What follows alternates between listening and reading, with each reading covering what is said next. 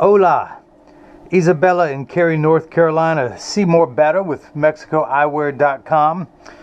And today I'm going to make for you one of my own designs. This is the Mexico Eyewear. This is model number 9017-1. The -1 means it comes with one color on the side. All of them come with the Mexico flag on the side, but you can get it with the 3 colors, green, white, and red. But this one just comes with Mexico written in the 1 color. Great frame, comes with really nice spring hinges, and I should begin. I'm going to go ahead and cut your anti-glare lenses for your frame, and because you got a trip to Mexico coming, I want to make sure you're rocking them for that. So your right eye reads +1 1/4 -1/4 at 113, +1 1/4 -1/4 at 113. I'm going to turn my axis wheel on my Marco 101 lensometer to that. Take the lens out of the protective packet. Put the power drum on 0, then turn it to +1 1/4. Put the lens in, rotate until the spherical component of the prescription comes into view first. Put 3 dots on your lenses. 1, 2, 8. Boy, I'm bad at math. I'm going to put an R on there for right. Let's do the same thing for the left. A +1 sphere. I'm going to do a +1, and I just need 1 dot in the center of this. Since you have no astigmatism correction, I'm going to label this one L for left. And if you guys missed any of that, let me recap. But first, let's go ahead and program the shape into the computer. I'm going to pop out the original demo lenses. Put your frame into the tracing element of my blocker. I need to assign a number to this frame so that years from now, should you ever need new lenses for your frame, I can mail them right to your home and you can put them on there. Put the sticker on there. You are Secret Agent 2762. I'm going to hit the start button. And a little stylus is going to pop up, go around, trace the inside bevel of the right side of the frame before doing the same thing on the left. Here at MexicoEyewear.com, and it's for people who love Mexico. But everyone wants to know, how does it know, the computer know what shape lens to cut? And this is why it's tracing the shape of both the right and the left lens. And of course, you're going to get free prescription lenses with the purchase of any frame. I need to enter your pupillary distance, which is 61. The computer starts off at, if I can ever get the computer to pop up, come on, pop, pop. Starts at 32.5, so I'm going to tap the minus button until we get to 30.5, which is half of 61. And I'm going to raise the optical center up 2 millimeters to 20. Let me go ahead and mark that. We're going to go 2 above and cut it at 20. I'm going to take your right lens. The reason why I put those 3 dots on there, it tells me that it's oriented in there just perfectly. The blue cross is the geometric center of your frame. Your eye is just above that in inset, so I'm going to get everything lined up in there just perfectly. Make sure the lens is large enough to fit, and it is. I'm going to hit that button. Oops, I jumped the gun. I need to attach this to your lens while it is cutting. This is called a block, or as I like to call it, Jenny from the block. So I need to attach 2 double-sided adhesive stickers, of which I've got them here. The black side is the sticky side. I'm going to stick this one on the first block. Do the same thing now for the second one. Pull the paper away to make the black side sticky. Now that silver button on the back is a magnet. It's going to do its job twice. The first time it's going to attach itself to another magnet there in the arm. And again, let me get everything laid out since I moved it. Now I can hit that button. The arm's going to come down and place the block onto the right lens. We're going to do the same thing now for the lens that ain't right, which I can identify with because I ain't right. Okay, we'll call it left lens today. Same pupillary distance, same optical center height. Get everything laid out perfectly. Hit that button, the arm comes down, places the block on the left lens. Now this is the tracer, this is the blocker. This is known as the edger. It weighs 200 pounds, it costs $40,000. I recommend everyone go out and buy their own, put it on your kitchen counter. Then you could cut your own lenses at home, and you won't need this guy with the 2 thumbs and the bad jokes to do it for you. The actual cutting wheel is this diamond crusted wheel that's going to act like a heavy grit sandpaper to grind away your lens material from this size down to this size. And this wheel in the center is going to put the V-shaped bevel onto the lens. so it stays inside the bevel of the frame. So let's go ahead and wake the computer up. Job ID number 2762, or as I like to say, installment 2762 of my 330 million volume series of making a pair of glasses for everyone in America. Now these are polycarbonate lenses. If they were plastic, high index plastic, or Trivex, which are different lens materials, I would select that, but we're going to keep it on polycarbonate because that's my preferred medium of choice. I'm not going to polish the edge of the lens because it's not going to be seen in this video or in this frame. I'm not going to put a safety bevel on the front convex surface of the lens, but I am going to place one on the rear concave surface of the lens. Even though no portion of this lens is going to protrude from the back of the frame, I'll explain why in just a moment. Why I always put a safety bevel on there. So I'm going to push the sticker on there really well. Now the magnet's going to do its job a second time. It's going to attach itself to another magnet there in the chuck, or as I like to call it, the Charles, because I just don't know this machine well enough to call it chuck. Hit the green start button. The door closes, the clamp shuts. The lens is going to be traced by 2 white styluses, making sure that it's large enough to fit into the right side of the frame on the first go round.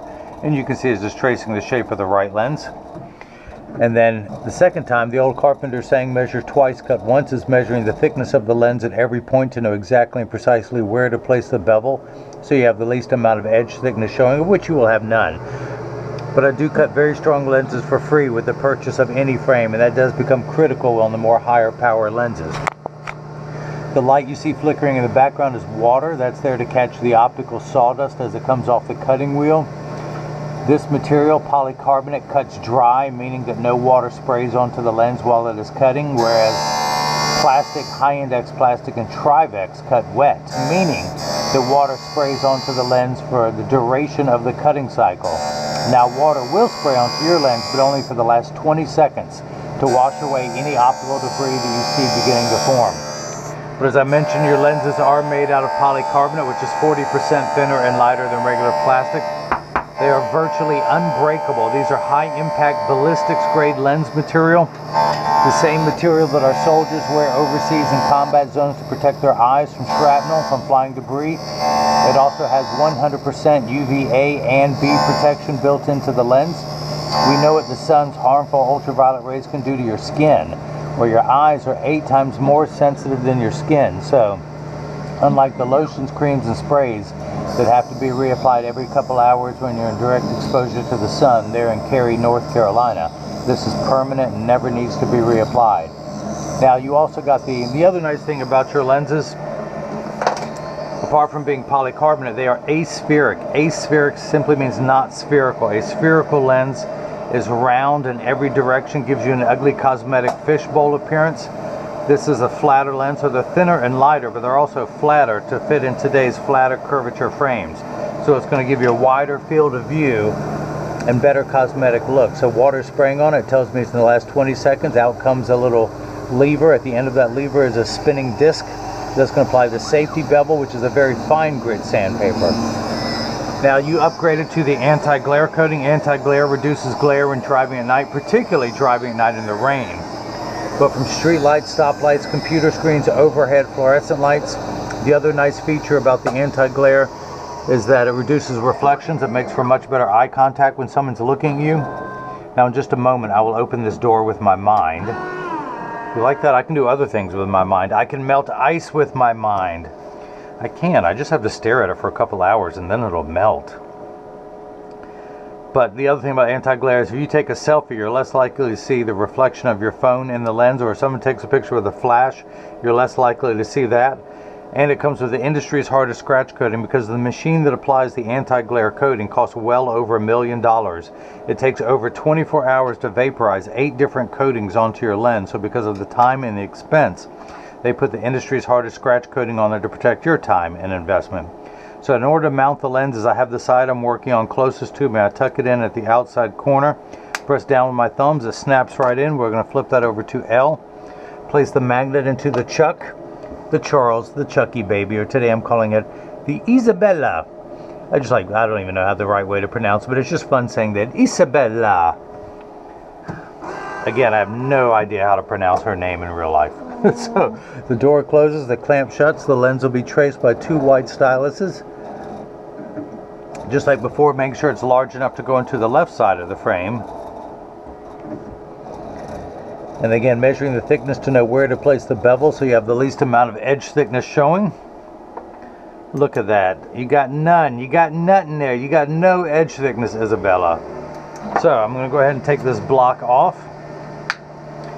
Pull the sticker away, use my hand-approved drying method, throw that back in there, add to my sticker collection. I'm going to come down here to my lensometer. So by the way, I am a licensed optician. I went to college for this. I've been in the field for 21 years. I've personally cut over tens of thousands of pairs of glasses for people. But I realized I'm just a cover band. I was putting lenses in other people's songs like Ray-Ban, Oakley, Polo, Versace, when I realized I wanted to write my own songs. My best friend married a girl from Mexico, and he has moved there, and he tells me how wonderful it is. He sends me pictures, and he says, how come no one's ever made a frame with the flag of Mexico on the side? And I said, you know what, I'm gonna do it. So, now this frame comes in red with black. It also comes in a tortoise. It comes in all black. And there'll be a link in the description below this video showing you where to get this frame and a link to the website. But I'm gonna put it back in my Marco 101 lensometer. The axis wheel is still on 113. I'm gonna read the power, and I'm getting +1 1/4, one tick mark going away from 1 towards 2. That's because the unit of measurement we use in the optical world is called a diopter, spelled D-I-O-P-T-E-R. Starts at 0 and goes up in quarter increments, 0.25, 0.50, 0.75, 1, 1 1/4. So you're on the 5th rung of a ladder. You are farsighted. You need 5 steps of nearsighted correction. Now, once everything is the correct size, you have 1/4 dot, the smallest amount of astigmatism correction you can have. Uncorrected astigmatism makes 6s and 8s look alike, or the letters P and F. Think of it as the fine-tune knob. And we're going to turn that fine-tune knob to 113 where we're at. Check the power. And we're at +1. How do we back down to that? If you had $1.25 and you load someone a quarter, you would have $1 left. That's where we're at, $1 in the black. Now, you have a +1 1/4 sphere this way, -1/4 90 degrees away, and is how we rotate the 2 meridians to make everything nice and crisp. Now, your left eye, you only need 4 steps of nearsighted correction. And let's see if that lens fits first time around. If not, I'll need to take it down some more. Dry everything off and grab your frame. Again, I have the side I'm working on closest to me. I tuck it into the outside corner, press down, it snaps right in. Let's go ahead and take the block off. Read the power. And actually, I don't even have to move it because we're still on +1, which was the final power for your left eye. Now, your PD is 61, the optical center is 20. PD is pupillary distance. From the center of your nose, going outward in both directions, you are 61 millimeters to the center of your eye. So I'm going to turn the card around, place the PD stick, take it out of my pocket, and place it up to your left lens. And we're seeing 61 millimeters, so that is cut perfectly. Optical center height of 20, not to the bottom of the lens, but the middle of the plastic at the deepest portion of the frame. And we're getting 20 millimeters, so that is cut perfectly. This is known as final inspection. I'm just making sure that everything is made perfect, 20 millimeters. So this is the portion in every video that as I clean your lenses and mention that there's free shipping anywhere in the United States. But when you get these in the mail, Isabella, there's a small chance that these could fit too loose or too tight. However, there's an 80% chance that one side is going to sit higher than the other. That's because 80% of people have one ear that is higher than the other. And because of that statistic, 99% of all optical shops will do free adjustments if you ask them.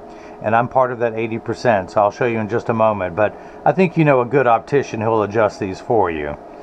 But I'm going to get them in standard alignment, also known as a 3-point stance. The 3 points are 1, 2, and the bottom of the frame being 3.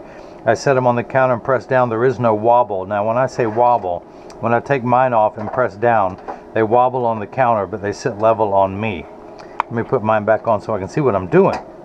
Flip them over, press down. There is no wobble. Close each temple to make sure they overlap perfectly, and they do, that neither temple is askew. Check the tension on each hinge. Make sure it's matching. If one was tighter or one was looser, I would tighten the looser one, or I'd loosen the tighter one until they were matching. Now, I send out a selfie request in every package.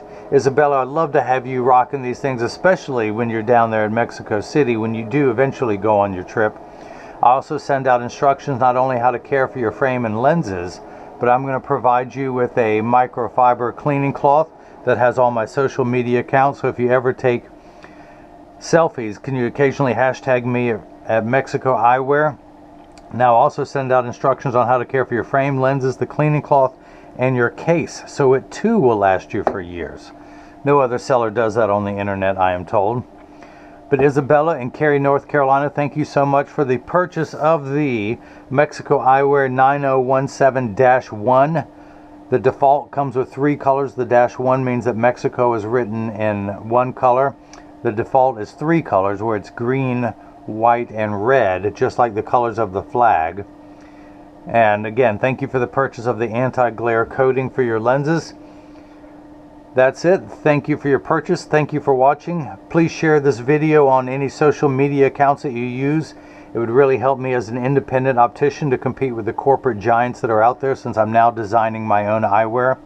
But thanks again for all the people who love Mexico, and hopefully you've seen how I bring that love and feeling back to glasses. Thank you.